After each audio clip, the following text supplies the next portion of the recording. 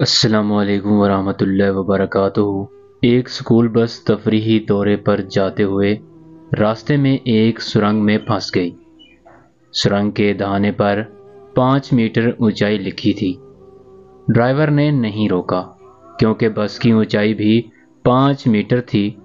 بس سرنگ کی چھت سے رگڑ کر درمیان میں پھنس گئی، جس سے بچے خوف و ہراس میں مبتلا ہو گئے۔ بس ڈرائیور کہنے لگا، ہر سال میں بغیر کسی پریشانی کے سرنگ عبور کرتا ہوں، مگر اب کیا ہوا؟ ایک آدمی نے بس کو کھینچنے کے لیے ایک مضبوط کرین لانے کا مشورہ دیا۔ کچھ نے سرنگ کی چھت کھود کر توڑنے کا مشورہ دیا۔ ان مختلف تجاویز کے درمیان ایک بچہ بس سے اترا اور کہا، میرے پاس حل ہے۔ اس نے کہا، ایک ٹیچر نے ہمیں سبق دیا تھا کہ ہمیں اپنے اندر سے غرور، تکبر، نفرت، خود غرضی اور لالچ کو نکال دینا چاہیے، جن کی وجہ سے ہم لوگوں کے سامنے پھولے ہوئے ہوتے ہیں۔